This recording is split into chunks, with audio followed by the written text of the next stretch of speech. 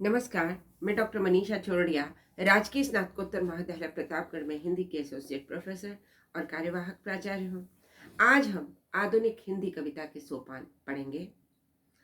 आधुनिक हिंदी कविता भारतेंदु युग से प्रारंभ हुई और आज तक नवीन प्रयोग करती, विकसित होती जा रही है। बदलते हुए युगीन मूल्यों के साथ हिंदी काव्य ने भी बदलाव को अपनाया। यही कारण है कि उसमें विभिन्न पड़ाव थोड़े थोड़े अंतराल में देखने को मिलते हैं। आधुनिक हिंदी कविता के इन बदलावों को निम्न प्रकार से विभाजित किया जा सकता है। भारतेंदु युग अर्थात पुनर्जागरण काल 1857 से 1900 ईस्वी तक। द्विवेदी युग जागरण सुधार काल 1900 से 1918 तक। छायावाद 1918 से 1936 तक। प्रगतिवाद 1936 से 1942 तक। प्रयोगवाद एवं नई कविता 1943 से 1960 तक। साठोत्तरी कविता 1960 से आज तक। आधुनिक हिंदी काव्य के इन विभिन्न चरणों का अवलोकन करने से पूर्व हमें इन काव्यांदोलनों को प्रभावित करने वाले एवं मध्ययुगीन काव्य से आधुनिक काव्य को पृथक पहचान दिलाने वाली परिस्थितियों का अध्ययन करना आवश्यक है। आधुनिक काल की प्रेरक परिस्थितियां। आधुनिक काल के साहित्य को प्रभावित करने में तत्कालीन राजनीतिक, सामाजिक, धार्मिक, शैक्षणिक, आर्थिक एवं साहित्यिक परिस्थितियों ने महत्वपूर्ण भूमिका निभाई। प्रत्यक्ष परोक्षतः साहित्य को प्रभावित करने वाली परिस्थितियों का परिचय इस प्रकार दिया जा सकता है। राजनीतिक परिस्थितियां। भारत में ईस्ट इंडिया कंपनी की सत्ता 1857 के प्रथम स्वाधीनता संग्राम तक संपूर्ण भारत में एक छत्र स्थापित हो चुकी थी। 1857 के विद्रोह के पूर्व ब्रिटिश कंपनी ने भारतीयों का सहायक संधि एवं अन्य युद्धों संधियों द्वारा जमकर शोषण किया। 1857 के बाद ब्रिटिश ताज के शासन में भारतीयों को कुछ सुविधाएं, शैक्षणिक, प्रेस की समानता प्रदान की गई, परंतु ब्रिटिश शासन द्वारा भारत का आर्थिक, राजनीतिक शोषण जारी रहा। इसका विरोध धीरे धीरे बढ़ने लगा।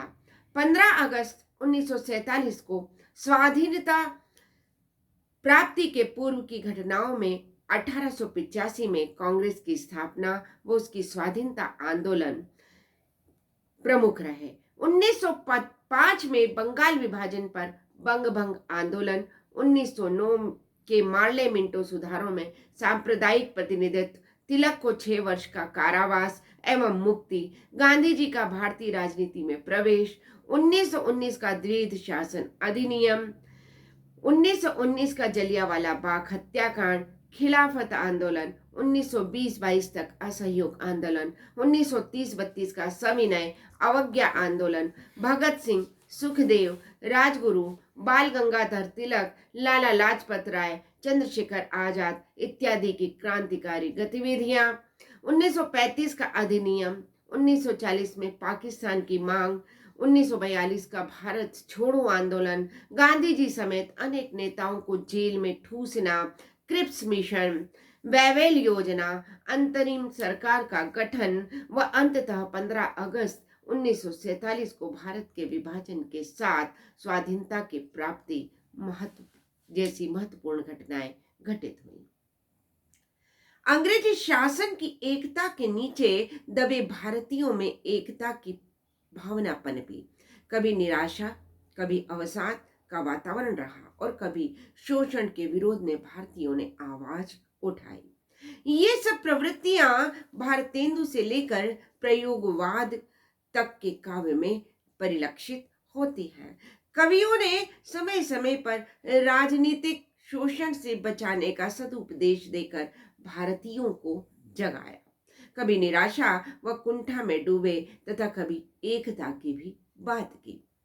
स्वाधीनता प्राप्ति के बाद भारतीय राजनीति में बड़े भ्रष्टाचार, भाई भतीजावाद, कुर्सीवाद, घूसखोरी, षड्यंत्र, अवसरवाद, दल बदलाव, नवीन प्राचीन का संघर्ष इत्यादि का नए कवियों ने खुलकर विरोध किया और नव मानवतावाद प्रजातंत्रीय भावना, व्यक्ति स्वातंत्र्य, समानता की भावना पर बल दिया।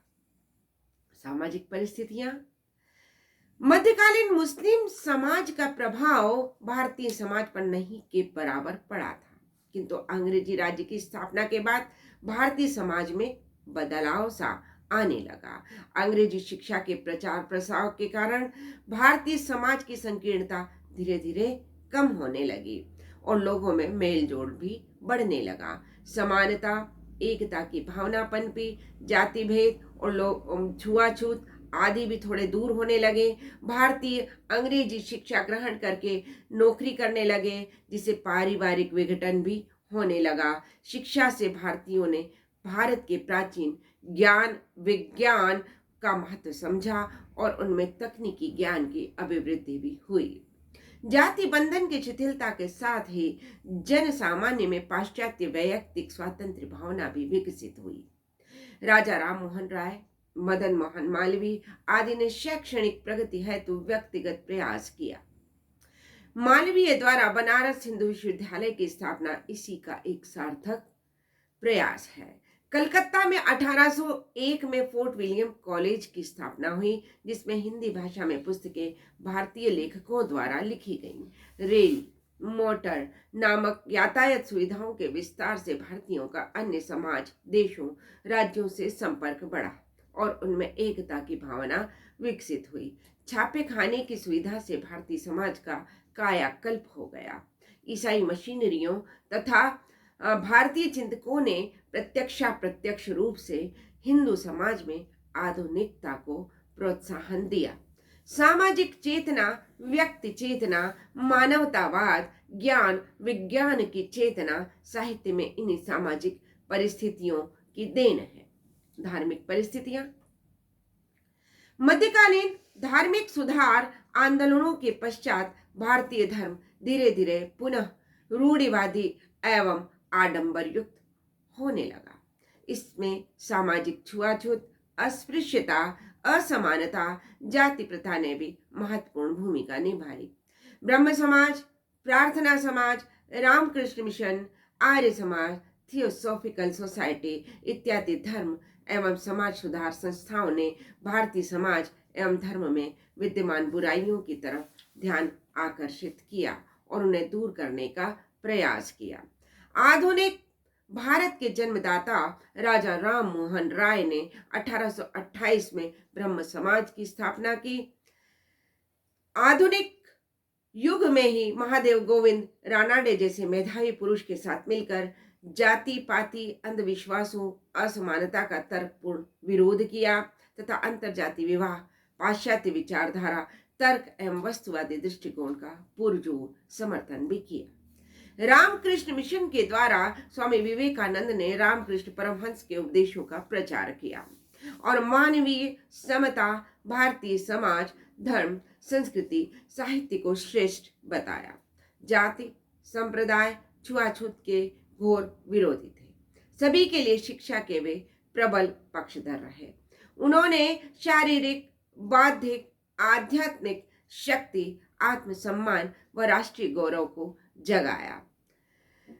1893 के शिकागो सम्मेलन में हिंदू धर्म की नवीन व्याख्या करके उन्होंने भारतीय संस्कृति का परचम विदेशों में भी लहरा दिया। स्वामी दयानंद सरस्वती ने 1867 में बंबई में आर्य समाज की स्थापना की। उन्होंने वेदों की ओर लौटो नारा देकर वैदिक ज्ञान विज्ञान का महत्व भी समझाया। भारतीय संस्कृति के प्रति अगाध निष्ठावान होने पर भी उन्होंने पाश्चात्य विचारों का समर्थन किया।